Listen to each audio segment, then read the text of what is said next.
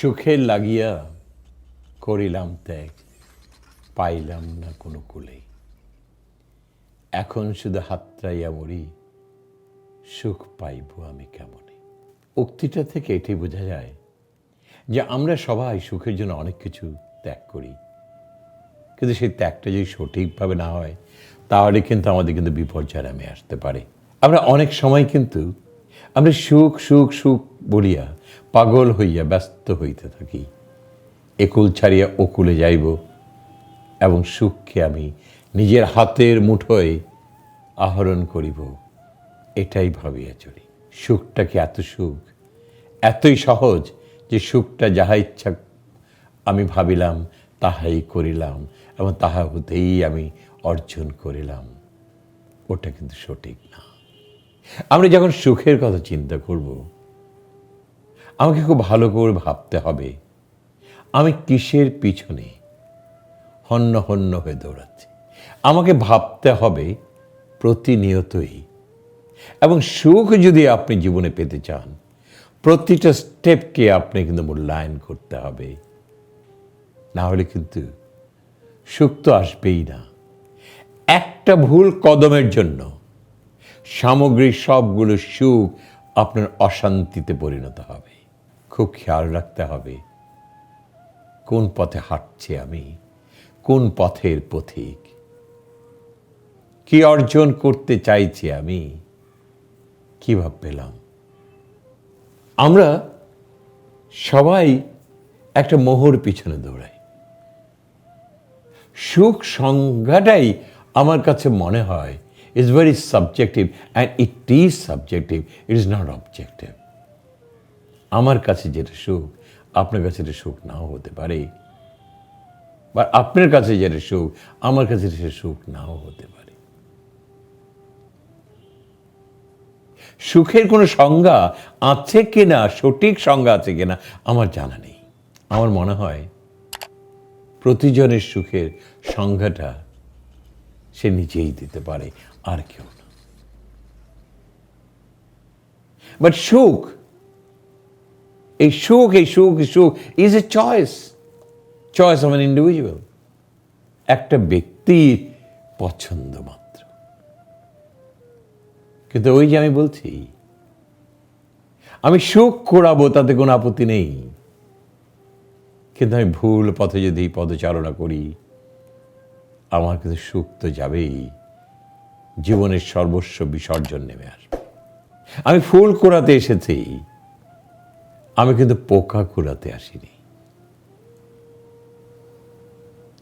And that is very important today. আমরা আজকাল যেটা নিয়ে আমি একটু বিমর্ষ, সেটা সারা বিশ্বেই এই সুখ করতে যে অসুখে পরিণত হয়। ভাবি ওই যে ইংলিশে একটা কথা আছে, the grass is always green other side of the fence. কিন্তু ভাবলাম না ওখানের ঘাসটা কি আদৌ সবুজ কিনা। আমি এই কথাগুলো কেন বলছি জানেন? আমি গত এক সপ্তাহ আগেই আমি কিন্তু ডিভোর্স নিয়ে কথা বলেছি, এবং তেমনি একটা ঘটনা যেটা আমি বিদেশে শুনে এসেছি সেটাই আপনাদের সামনে আলোকপাত করব। আমার স্কুল লাইফের একই সঙ্গে পড়াশোনা করেছে এবং ম্যাট্রিকও একই সাথে দিয়েছে আমার একজন ক্লাসমেট, খুব ভালো বন্ধু। আমরা খুব ছোটকাল থেকে একসাথে পড়াশোনা করেছি, and that was A dawns kindergarten, British Australian school. স্বাধীনতার পর তার সাথে আমার দেখা হয়নি। নাম ছিল আয়শা। আয়শা, এই যে ফেসবুক দেখেন, এই ফেসবুক একদিন দেখতে দেখতে আমার ক্রেডেনশিয়াল দেখে সে আমাকে লিখলো, হাউ আর ইউ। আমি সদত্তর উত্তর দিলাম, fine thank you, how are you. পরের উত্তরে আসলো, do you know who I am. তা আমি খুব মজা করে বললাম, Yes, you're an old lady. She said, yes, I'm an old lady. But do you know who I am? I told him, yes, your name is Aisha. That's what I can see from your profile. And you're staying in Philadelphia. She said, yes. But do you know who I am?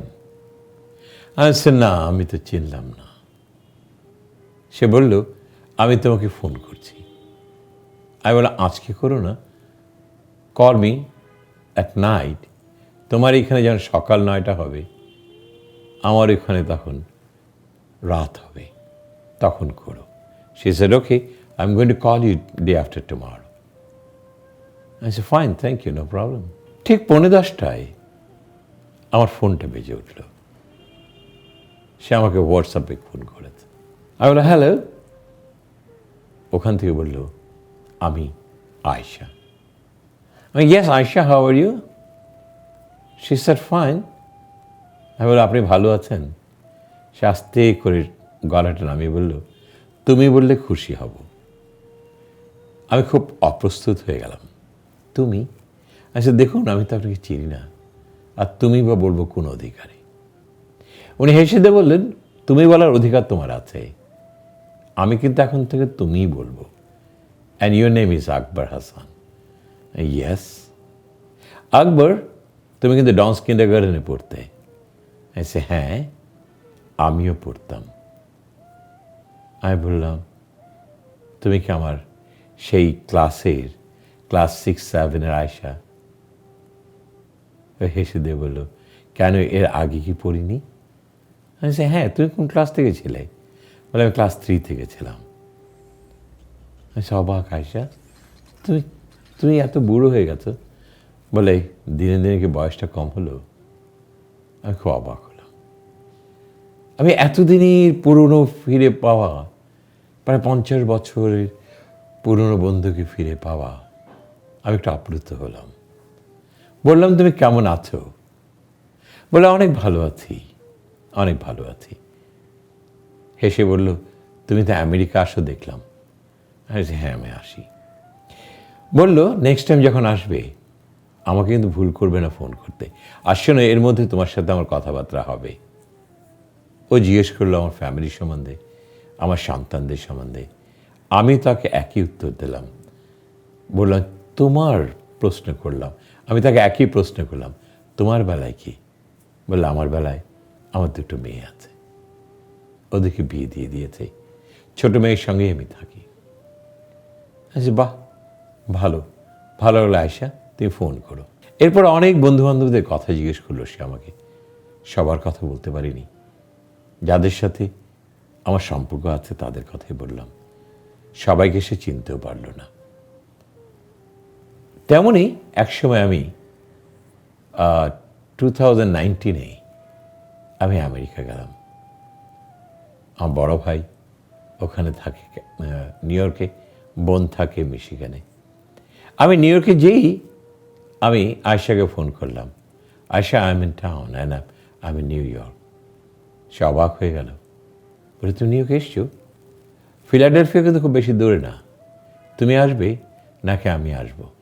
আমি বললাম, দেখো, আমি Philadelphia চিনি না, তবে হ্যাঁ, ওটার উপর দিয়ে ক্রস করি কিন্তু বোনের বাসায় যেতে হয়, তুমি আসবে নাকি? বলে, আমি আসতে পারি, কোনো অসুবিধা নেই। ওকে, ওয়েন ইউ আর ফ্রি। আমি বললাম, আমি তো বেড়াতে এসেছি, তবে আমি চলে যাবো বোনের এখানে। Alright, how about day after tomorrow? I say, fine.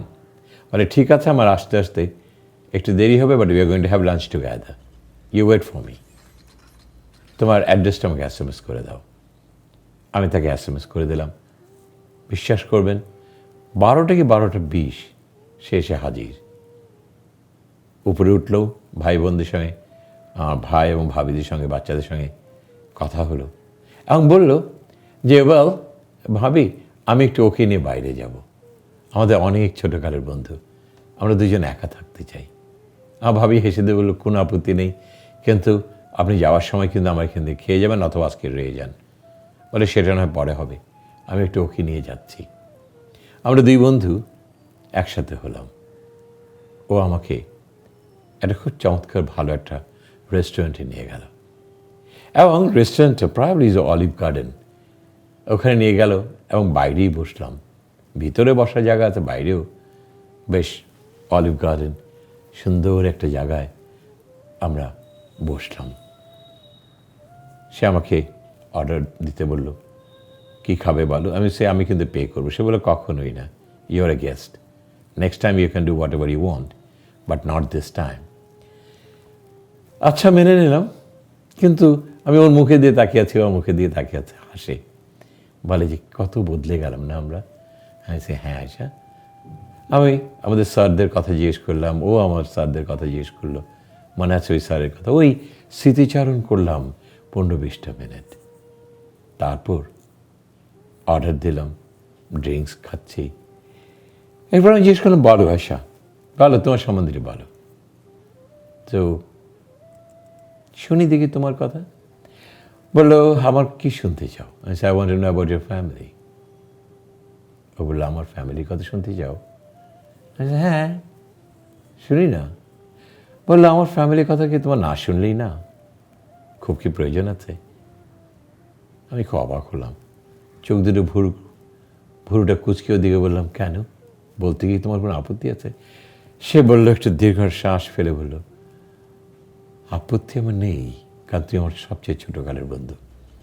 আজকে প্রায় 52 বছর পর তোমার সঙ্গে দেখা। ইটস অ্যাবাউট 52 years আকবর। আমি সে ভেবেছিলাম 50। তুই আমার অনেক পরম বন্ধু। আমি শেষ জীবনে আবার তোমাকে ফিরে পেয়েছি। আমি, আচ্ছা ঠিক আছে বলো। বললো, দেখো, আমার বাবা মা একটা ছেলের সঙ্গে, ছেলেটা খুবই ভালো পড়ুয়া এবং খুব ভালো পড়াশোনায়, খুবই ভালো, মাস্টার্সে সে ফার্স্ট হলো। ঢাকা ইউনিভার্সিটিতে চান্সও পেয়েছিল, ঢাকা ইউনিভার্সিটি পড়তো। সে একটা স্কলারশিপ পেয়ে গেল এবং স্কলারশিপটা পেল সে আমেরিকাতে, এবং খুব নাম করা একটা ইউনিভার্সিটিতে, টু ডু হিজ পিএইচডি। আমার বাবার বন্ধুর ছেলে ছিল। আমি জিজ্ঞেস করলাম, তোমার সঙ্গে আগে পরিচয় ছিল? না না, একেবারেই না, তবে দেখা হয়েছে কালে ভদ্রে। তার সাথে বিয়ে ঠিক হলো, আমি তাকে বিয়েও করলাম। আমরা দুজন আমেরিকাতে চলে আসলাম। আমি এসে আবার ভর্তি হলাম। আমি ফার্মেসিতে পড়াশোনা শুরু করলাম, অ্যান্ড আই বিকেম ফার্মাসিস্ট। ও তখন তার পিএইচডিও শেষ হলো, সে একটা ইউনিভার্সিটিতে জয়েন করে গেল এখানে। এর মধ্যে আমাদের কিন্তু সন্তান পৃথিবীতে এলো, মেয়ে, পরেরটাও মেয়ে। আমি ফার্মেসি পাস করি, একটা ফার্মাসিউটিক্যাল কোম্পানিতে আমি চাকরি পেয়ে গেলাম এবং আমি চাকরি করছি। আমার বস ছিলেন একজন পাকিস্তানি, দেখতে সুপুরুষ। আমাকেও সে খুব পছন্দ করে, আমিও তার পছন্দ করি। আমরা দুইজনে কাজ করতে লাগলাম এবং একসময় সে আমার স্বপ্নের পুরুষে পরিণত হলো। আমি তাকে আস্তে আস্তে ভালোবাসতে লাগলাম। সেও আমাকে আশ্বাস দিল, সেও আমাকে ভালোবাসে। আমরা কোনো সীমানার মধ্যেই রইলাম না, সব সীমানা ভেঙে রিলেশনের চরম পর্যায়ে চলে গেলাম। আমি তাকে প্রচণ্ডভাবে ভালোবাসি এবং সেও আমাকে ভালোবাসে। আমি আস্তে আস্তে আমার এই হাজব্যান্ড থেকে সরতে লাগলাম, আমার সেই স্বপ্নের সেই পুরুষের দিকে। জানাজানি হয়ে গেল। আমার হাজব্যান্ড আমাকে অনেক বুঝালো, তুমি এটা করো না, আমাদের 2টা সন্তান আছে, তাদেরকে বড় করতে হবে, তাদের বিয়ে শাদী দিতে হবে, আমাদের সম্মান ইজ্জত সব কিছু কিন্তু ছোট হয়ে যাবে। আমি কখনো বুঝি, বাট বেশি সময়ই বুঝতে চাইলাম না। আমি তর্ক করতে শুরু করলাম। এক পর্যায়ে আমি বলেই বসলাম, my life is my life, I don't care for anyone. আমার হাজব্যান্ড প্রচুর আমাকে কাউন্সেলিং করলেন, আমাকে বুঝাতে চাইলেন। আমি যেন সূত্রে যাই। উনি এটাও বললেন, তুমি যা হয়েছে হয়েছে, তুমি ওই চাকরিটা ছেড়ে দিয়ে চলে আসো। আমি বললাম, কখনোই না, কোনো কালেই না। I love him with my heart and soul. আমার হাজব্যান্ড একটু পড়ুয়া মানুষ, ইউনিভার্সিটি শিক্ষক। উনি ভেঙে পড়লেন। একদিন আস্তে করে বিছনায় বালিশ নিয়ে অন্য বিছনায় চলে গেলেন। আমি বেশ কিছুদিন তার সাথে কাটালাম, কিন্তু দুজনে আর এক বিছনায় কখনোই ঘুমালাম না। আমি একসময় তার কাছে বললাম, আই ওয়ান্ট ফ্রিডম, আমি ফ্রিডম চাই, আমি মুক্তি চাই। ও কাঁদলো, প্রচণ্ড কাঁদলো। আমার বাবা মাকে জানালো, ওরা অনেক ফোন করলো, অনেক কিছু করলো। আমি কিছুতেই তাদের কথাতে কর্ণপাত করলাম না। এক পর্যায়ে আমি তাকে ডিভোর্স করতে বাধ্য করলাম। সে ডিভোর্স করে দিল। আমি যে একটা হোটেলে উঠলাম, আমি আমার স্বপ্নের পুরুষকে ডাকলাম। আমার স্বপ্নের পুরুষ আসলো। আমি তাকে গলা ঝরিয়ে আমরা দুজন রাত কাটিয়ে দিলাম, এবং সে আমাকে আশ্বাস দিল, হি লাভস মি, সে আমাকে গ্রহণ করবে। আমার স্বপ্ন, আমার সুখের স্বপ্ন খালি খুলছে, ফুলের পাপড়ির মতো যেন একটার পর একটা পাপড়ি শুধু খুলছে, আর আমি স্বপ্ন দেখছি। আমার সুখের আর কমতি রইল না। অফিসে যাই, হোটেলে উঠি, এক পর্যায়ে একটা ছোট্ট বাড়িতে গিয়ে উঠলাম with one of my colleague. আমরা শেয়ার করলাম। কিন্তু আমি যখন আস্তে আস্তে সময় যাচ্ছে, 2 মাস হয়ে গেল, 3 মাস হয়ে গেল, when I started pressurizing him, যে কি হলো, তুমি তো বলেছো আমাকে বিয়ে করবে, আমরা সুখে স্বাচ্ছন্দ্যে আমাদের সংসার করব। সে শুধু একটাই কথা বলে, ইউ হ্যাভ টু ওয়েট। আর কোনো কথা বলে না। ওয়েট? কত ওয়েট করব? 4 মাস পার হয়ে গেল, 5 মাস পার হয়ে গেল। আমি যতই তাকে তাড়া দেই, এখন সে আমাকে অ্যাভয়েড করে। একই অফিসে কল করলে ফোনটা ধরে না, আর ধরলেও বিরক্ত সরে বলে, আমি একটু ব্যস্ত আছি, তুই একটু পরে ফোন কর, আমি করছি। আমরা একসাথে লাঞ্চ করতে যেতাম, এখন সে আমার সাথে লাঞ্চও করতে যায় না, আমাকে অ্যাভয়েড করে। আমি বুঝতে পারি। একদিন আমি ছুটি হবে শেষ, অনেকেই চলে গেছে, তার রুমে গেলাম। আমি যাই তার মুখোমুখি হলাম অ্যান্ড বললাম, আই ওয়ান্ট এ ডিসিশন। উনি, তার কথা একটাই, you have to wait. I said, how long you want me to wait? He said, you have to wait a while. I said, তার মানে? তখন সে বলল, তোমাকে কিন্তু একটা মিথ্যা কথা বলেছি। আমি চমকে উঠলাম, কি মিথ্যা কথা বলেছ? আমি তোমাকে কিন্তু বলেছিলাম, I am not married, but to tell you very honestly, I am married. আমি স্তব্ধ হয়ে গেলাম। What do you mean? Yes, I am married and I have a son. আমি চমকে উঠলাম, তুই কি বলছো? তুমি কি বললে? সে বলল, yes Ayesha, this is the truth. আমি অঝোরে কাঁদতে থাকলাম। আমি তাকে লায়ার বললাম, যা ইচ্ছা মুখে তাই গালাগালি করলাম। সে আস্তে করে হেসে বলল, whatever you want you can say. আমার কোনো আপত্তি নেই, because that's what I deserve, because I am a liar to you. আমি তাকে প্রশ্ন করলাম, তুমি আমার সাথে কেন মিথ্যা কথা বললে? ও হেসে বলল, you are enough matured lady, you don't know why I said it. সুখ তুমিও করেছো, সুখ আমিও করেছি।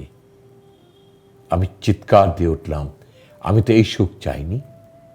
সে বলল, I don't care what kind of happiness you want, but you enjoyed a lot too. আমি অঝরে কাঁদতে থাকলাম। সে বলল, ওয়েল, আমাকে কিছুদিন সময় দাও, আমি কোন একটা সিদ্ধান্তে আসব। এসে আমার গায়ের উপরে হাতটা রাখলো, আমি হাতটা ছুঁড়ে ফেলে দিলাম। সে তার চেয়ারে বসলো, একটুও বলল, আই নিড টু গো, আমার একটা অফিসিয়াল কল আছে। আমি আমার ব্যাগটা হাতে নিয়ে চোখের জলগুলো মুছতে মুছতে আমি রুম থেকে বেরিয়ে গেলাম। আমি বাসায় এসে সারাটা রাত শুধু কাঁদলাম। বিশ্বাস করবে আকবর, সে 11 দিনের মাথায় সে কোথায় উদাও হয়ে গেল। He resign from the company and he left. America একটা বিশাল দেশ, খুব সহজে চেনা যায় না, বোঝা যায় না কোথায় আছে, কোনো স্ট্রেস করতে পেলাম না। আজকে তো অনেক বছর আগের কথা। এখন তো টেকনোলজি অনেক বেটার, খুব সহজেই কিন্তু ব্রেক করা যায়। আমি পুরো সমুদ্রের মধ্যে পড়ে গেলাম। এটা কি করলাম আমি? এটা কি করলাম আমি? জীবনের কি সুখ কুড়াতে যেয়ে কি সুখ ঘরে নিয়ে আসলাম। আজকে আমার ভবিষ্যৎ নড়বড়ে হয়ে গেল। আমার কোনো অস্তিত্ব নেই। I don't have an existence Akbar. আমি একুল উকুল, আমি কোনো কিছু খুঁজে পেলাম না। আমি এইভাবে মুখটা দিয়ে ওর দিকে শুনতেই ছিলাম। আমি এতটুকু বুঝতে পারলাম না কখন যে ওর চশমার ফাঁক দিয়ে টপ টপ করে পানি পড়ছে। আমি তাকিয়ে আছি। আমি তার মনের ভিতরটা বোঝার চেষ্টা করলাম। অনেকক্ষণ পর দেখি সেইভাবে মুছছে। আমি চমকে উঠলাম। তুমি কাঁদছো? আয়শা প্রত্যুত্তরে, আমি কাঁদছি না, আমি প্রতিনিয়তই কাঁদি আকবর, প্রতিনিয়তই কাঁদি। আমি আমার জীবনের প্রতিটা হিসাব যেন আমি কষতে থাকলাম। বিশ্বাস করো, আমি যতই যোগফল যোগ দেই না কেন, ওটার শেষ প্রান্তে এসে 0 হয়ে যায়, 1 হয় না। আমার কিছু করার ছিল না। আমি নিরুপায় হয়ে আমার আগের হাজব্যান্ডকে ফোন করি। সে শুধু আমাকে একটাই কথা বলল, যে সুখের জন্য তুমি বাড়ি ছেড়েছ, ওই সুখেই থাকো। আর যে দুঃখ আমি পেয়েছি, সেই দুঃখটাকে আর যে বড় করতে চাই না। আমি তার কাছে ক্ষমা চাইলাম। আমি তার সাথে দেখা করার জন্য আপ্রাণ চেষ্টা করলাম। ও কোনোভাবেই সম্মতি দিল না। আমি তার সাথে একসময় শুধু একটাই বলেছিলাম, I want to meet you for once. আমি একবার শুধু তোমার মুখোমুখি হতে চাই। সে বলল, আমাকে ভাবতে দাও। সে বলল, যেটা আমার চলে গেছে, যেটা আমি হারিয়ে ফেলেছি, সেটার সন্ধানে আমি আর কখনোই ফিরব না। তুমি তো আমার জীবন থেকে হারিয়ে গেছো, ওটা খুঁজে কি লাভ? আমি তারপরেও তাকে বললাম, আমাকে একবার শুধু মুখোমুখি হতে দাও। সে বলল, ঠিক আছে, নেক্সট সানডে। আমাকে একটা জায়গার কথা বলল, ওখানে আসতে। ঠিক সময় মতো, বরঞ্চ আমি আগে পৌঁছে গেলাম। আমি বরঞ্চ অস্থির ছিলাম, প্রায় 12 মিনিট আগে পৌঁছে গেলাম। ও ঠিক সময় এসে পৌঁছল। আমি তার হাতটা ধরতে গেলাম, ও হেসে হাতটা সরিয়ে নিল, বলল, নো থ্যাংক ইউ। আমি আমার হাতটা সরিয়ে নিলাম। আমি ওর দিকে তাকিয়ে আছি, ও আমার দিকে করুণ দৃষ্টিতে তাকিয়ে আছে। মাঝে মাঝে এভাবে চোখগুলোকে কুচকাচ্ছে, আমি বুঝতে পারি সে কীভাবে ঘৃণা করছে আমাকে। আমরা একটা টেবিলে বসলাম। ওটা একটা মাঠ ছিল, আসলে টেবিলে না, ওটা একটা ইউ সি দ্য টুল, একটা লেকের পাড়ে। ওখানে আমরা দুজন বসলাম, আমি দুজন দুই টুলের দু প্রান্তে। আমি বুঝাতে চাইলাম that I made a mistake in life. সে বলল, I'm not interested to listen to your words. আমি তোমার কোনো কথাই শুনবো না। আমি তাকে বারবার অনুরোধ করছি, আমি কিছু বলতে চাই। ও বলল, হ্যাঁ বলতে তো তুমি অবশ্যই পারবে, তবে মাত্র 2-1টা কথা, যেটা আমি হ্যাঁ বা না বলবো, অন্য কোনো গল্পই আমি তোমার শুনবো না। কারণ তোমার গল্প শোনার মতো কোনো মানসিকতা বা প্রস্তুতি নিয়ে আমি আসিনি। I just came to see you and you said you want to meet me. আমি তখন আমার চোখ দিয়ে পানি পড়ছে, আমি শুকিয়ে গেছি, আমি কালো হয়ে গেছি, আমি বিবর্ণ হয়ে যাচ্ছি। সে তাকিয়ে শুধু আমার দিকে একটু তাকালো, একটা আপদমস্তক উঠিয়ে বলল, oh you reduced a lot, and চেহারাটা নষ্ট করে ফেলেছ। আমি কিছুই বললাম না, চোখ দিয়ে টপ টপ করে পানি পড়ছিল। আমি তাকে একটা কথা বললাম, শোনো, আজকে বহুদিন আমি তোমার থেকে সরে এসেছি, বাট আমি আমার সন্তানদের দেখতে ইচ্ছে করে। ও হেসে দিয়ে বলল, তাতে আমার কোনো আপত্তি নেই, কারণ তুমি তাদের মা। আমি যেমনি ওদের বাবা, তুমি তাদের মা। এখানে কিন্তু আমি কোনো অসম্মতি জানাবো না। তোমার যখন ইচ্ছা তখনই তাদের সাথে দেখা করতে পারবে, তবে আমার বাসার ভিতরে না।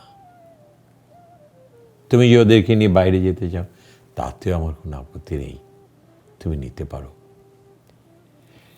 আমি একসময় বললাম, পৃথিবীতে অনেক মানুষই ভুল করে, তারা কি শুধরায়? ও হেসে দিয়ে বলল, কেন না? শুদ্ধ হওয়া তো নিতান্তই নিজস্ব, তোমাকেই শুদ্ধতা হবে, অন্য কেউ না। আমি বললাম, আমি যে শুধরে যাই তাহলে কেমন হয়? সে বলল, ভালো, খুবই ভালো। আমি বললাম, আমি যে শুদ্ধাতে পারি, তুমি কি আমাকে আবার গ্রহণ করবে? ওইটা হেসে দিয়ে বলল, ওটা যে কখনোই সম্ভব না। Never ever ever in my life. আমি দৌড় দিয়ে তাকে তার পায়ের উপর ছুঁইতে চাইলাম, সে শাট করে দাঁড়িয়ে গেল, বলল, sorry, don't create any scene here, উঠে বসো, কথা বলো। আমি বললাম, আমার সর্বস্ব শেষ হয়ে গেছে। প্রত্যুত্তরেও ও কিন্তু খুব আস্তে কথা বলে এবং খুব বিচক্ষণ, যা বলে অল্প কথাতেই কিন্তু শেষ করে দেয়। আমি বললাম, আমি আমার নিজেকে শেষ করে ফেলেছি। ও হেসে দিয়ে বলল, নিজেকে তো নিজেই শেষ করে, অন্যরা তো কাউকে শেষ করতে পারে না। আমি বললাম, আমি ঠকে গেছি। ও হেসে দিয়ে বলল, ঠকে গেছো বুঝি? নাকি ঠকার জন্যই প্রস্তুত ছিলে? যদি ঠকার জন্য প্রস্তুত থাকো, তাহলে অনুতপ্ত করার কিছু নেই। আমার যেটা মনে হয়, তুমি তো ঠকার জন্যই প্রস্তুত ছিলে। ভালোটাকে তুমি উপড়ে ফেললে, খারাপটাকে আলিঙ্গন করেছ। খারাপের তো ফলাফল খারাপই হবে, ভালো আশা করো কি করে? আমি আর কোনো কথাই বলতে পারলাম না। ওটা তার ঘড়িটা দেখলেন, আমার দিকে একটু তাকালেন, একটু মুচকি হাসলেন, বললেন, আমি যাব। আর তোমাকে মনে একটা কথা বলা হয়নি, বা সেটা বলতেই আসছি, বলে যাই। আমি একটা মেয়ের সঙ্গে এঙ্গেজ হয়েছি, and next week we going to get married. কারণ আমি একা এই দুটো বাচ্চাকে নিয়ে সামাল দিতে পারছিলাম না। So everything settled, and next week আমি তাকে গ্রহণ করব। এবং তার সাথে আমার যে কথাগুলো হয়েছে, she is going to take care of my two child. আমার মাথার উপরে পুরো পৃথিবীটা ভেঙে পড়ল। যে আশা নিয়ে আমি তার কাছে এসেছিলাম, আশাটা ধূলিসাৎ হয়ে গেল। আমি বললাম, আমি যদি নিজেকে সেটেল করতে পারি, can I take my child with me, তাতে আমার কোনো আপত্তি নেই। আমি বললাম, কেন তোমার আপত্তি নেই? বলে, দেখো তোমরা মেয়ে জাত, যে আসবে সে তো সৎমা হিসেবে আসবে। কতটা আমার সন্তানকে আলিঙ্গন করে বুকে তুলে নেবে, ও প্রশ্নটা কিন্তু, প্রশ্নবোধক চিহ্নটা কিন্তু আমি খুব সযত্নেই ধরে রেখেছি। আর তুমি তো মা, বরঞ্চ বাচ্চাগুলি তোমার কাছে ভালো থাকবে। ওদের ভরণ পোষণে সব কিছু আমি দেব, তাতে আমার কোনো আপত্তি নেই। তুমি যদি ওদেরকে নাও, বরঞ্চ ভালোই হবে, খারাপ হবে না। তবে এটা ভেবো না তারা আমার বার্ডেন, তারা আমার সন্তান।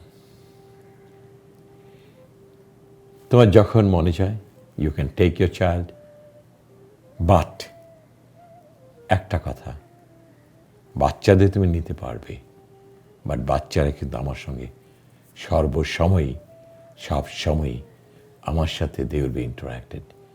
তুমি যেখানে থাকো, আমি আমার সন্তানদের সঙ্গে মোলাকাত করব।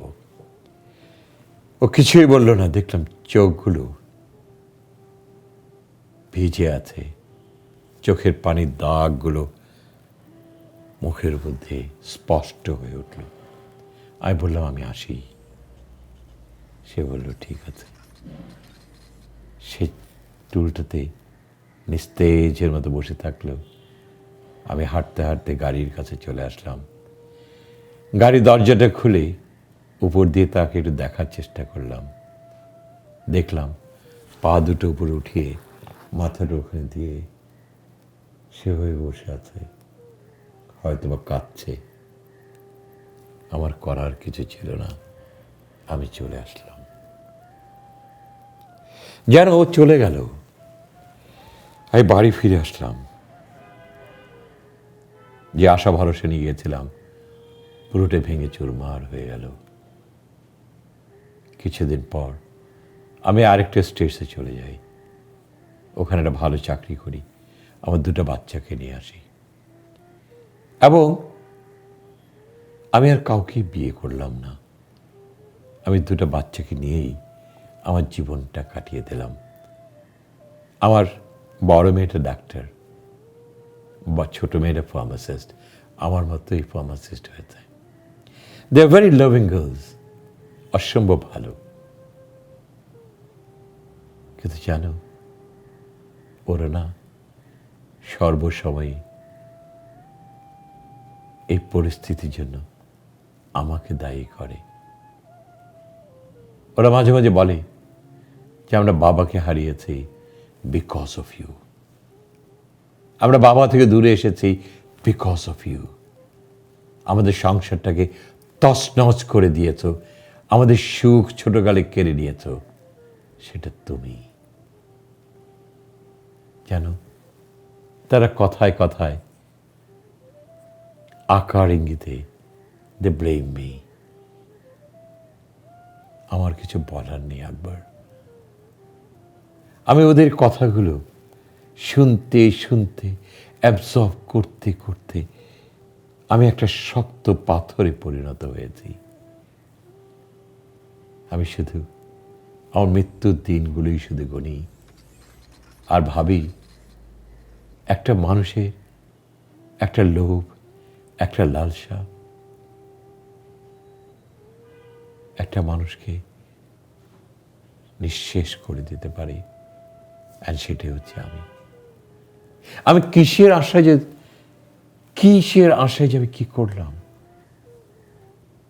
আমি মানুষের গায়ের রূপ দেখেছি, আমি তার মনটা দেখিনি।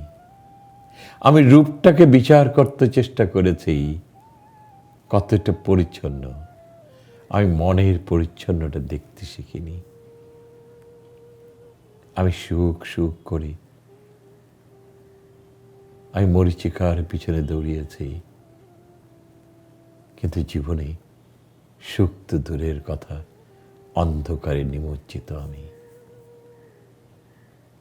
জানো আকবর, তোমাকে পেয়ে আমার আর আজকের এই কথাগুলো বলে, বিশ্বাস করো আকবর, আমি অনেকটা হালকা হচ্ছি। আমি আমি জানি তুই আমার ছোটকালের বন্ধু, নিঃস্বার্থক বন্ধু তুমি। সে কারণেই ছুটে এসেছে তোমার কাছে। আমার কোথাও আর যাওয়ার জায়গা নেই। আমি যেখানে যাই সবাই আমাকে আঙ্গুল তুলে কথা বলে, this is the lady spoil A wonderful family. ওই কলঙ্ক নিয়েই আমি বেঁচে আছি। আমার জানো, আজকে আর বেঁচে থাকতে ইচ্ছা করে না। আমি মাঝে মাঝে জানো গ্রেভইয়ার্ডে যাই, আমি কবরের সাথে কথা বলি জানো আমি কিন্তু আসছি, তোমরা কিন্তু অপেক্ষা করো। এখন আমি ওই জায়গাটাই আমার সবচেয়ে শ্রেয়। আমি যখন সকালে হাঁটতে বেরোই, আমি না ওই কবরস্থানের পাশে যাই আর বলি, তোমরা আমাকে ডাকো, তোমরা আমাকে ডাকো, আমি না তোমাদের কাছে আসতে চাই।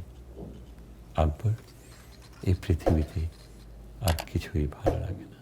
আমি আমার শুধু শেষ ঘন্টার অপেক্ষায় আছি, কখন বেলটা বাজবে। আমি পৃথিবীকে বলে যাব, আমার অন্যায় আমি করেছি, পৃথিবী আমাকে বিদায় দাও।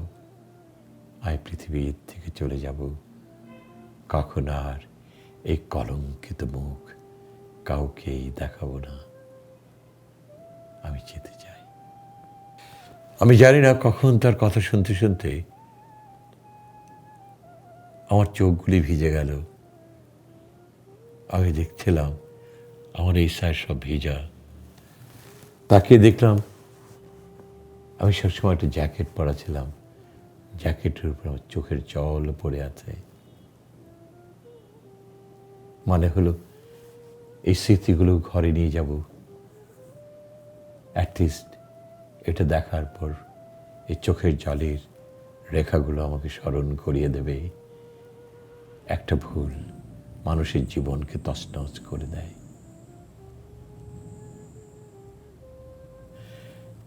আসার পর আর কিছু খেলো না, আমিও আর করে খেতে পারলাম না। আয়শা আমাকে অনেক ইনসিস্ট করলো একটু কিছু খেতে। আমি শুধু একটাই কথা বললাম, আয়শা আমি খেতে পারছি না, আমার ভালো লাগছে না। আমি বললাম এক কাজ করি, সবগুলো র্যাপ করে তোমাকে দিয়ে দিয়ে বাসায় নিয়ে যাও। ও হেসে দিয়ে বললো না, বললো র্যাপ আমরা করবো ঠিকই, তুমি নিয়ে যাবে। আর চলো তাহলে আমরা কফি শপে কফি খাই। উঠে দাঁড়ালো, কফি শপে যাচ্ছি, আস্তে করে হাতটা বাড়ালো। কেমন জানি মনে হলো আমার বুকে আসতে চায়। আমিও হাতটা বাড়ালাম, ওর মাথাটা এখানে রাখলো। আমি বুঝছি ও কাঁদছে। আমি শুধু এতটুকু গায়ের উপর হাত রেখে বললাম, আয়শা তুমি কেঁদো না, দেখো এতদিন পরে আমাদের মিলন হলো, এতদিন পর আমাদের সাক্ষাৎ হলো, তুমি কি আমার সাক্ষাৎটা তোমার চোখের জল দিয়ে আঁকড়ে দেবে? ওটা আমি চাইনি। ও মাথাটা উঠালো, একটা হাসলো, মুখটা মুছলো, ব্যাগ থেকে একটা টিস্যু বের করে মুখটা মুছে নিল। কফি শপে গেলাম, আমরা দুজনে কফি শপে কফি খেয়ে একসময় ও আমাকে বাসায় নামিয়ে দিয়ে আমি বললাম আসো। সে বললো আজকে না, তবে তুমি যাবার আগে আবার আমার দেখা হবে, আমি অবশ্যই তোমার সাথে দেখা করব, আজকে আসি। ও গাড়ি চালিয়ে চলে গেল। আমি সিঁড়িতে দাঁড়িয়ে দাঁড়িয়ে ওর গাড়িটাই দেখছিলাম, আর ওর জীবনটাকে আমার মনে হচ্ছিল ছোটকালে আমরা বায়োস্কোপ দেখতাম, 1 আনা পয়সা দিলে ওই বায়োস্কোপে একটা লোক এরকম ঘুরে ঘুরে জীবন দেখাতো। আমার কাছে মনে হলো ওই বায়োস্কোপের মধ্যেই আমি আমার আয়শার জীবনীটা দেখলাম। একসময় ও একটা বাই টার্ন নিয়ে অদৃশ্য হয়ে গেলেন। এবং আমি যে কথাটা আপনাদেরকে বলতে চাইছি, আজকে যে বিবর্তন ঘটছে, আমরা পরকীয়াতে যেভাবে আকৃষ্ট হচ্ছি, আমরা কিছু ভাবছি না, সুন্দর ভবিষ্যৎ, সন্তান, you are have a wonderful family, you have a husband, you have a wife and you have a 2 child. জীবনে এর চেয়ে বড় সুখ আর কি হতে পারে? সেখানে বিচ্ছেদ কেন? আমি আপনাদেরকে এই গল্পটা দিয়ে এটাই বোঝাতে চাইলাম, একটু ভাববেন জীবন নিয়ে। পৃথিবীতে একবার জন্মেছেন, দ্বিতীয়বার জন্মাবেন না। সুখটাকে আপনি নিজেই নির্ণয় করবেন এবং সুখটাকে সৃষ্টি করবেন। জীবনে মৃত্যুর আগ পর্যন্ত হাসতে হাসতে চলে যাবেন। সন্তানরা আপনার পাশে দাঁড়িয়ে কাঁদবে, বলবে, বাবা, মা, আমাদের ছেড়ে যেও না, আমাদের ছেড়ে যেও না। ওখানে তো জীবনের সার্থকতা। আবার হয়তো দেখা হবে কোনো একদিন। আল্লাহ হাফেজ।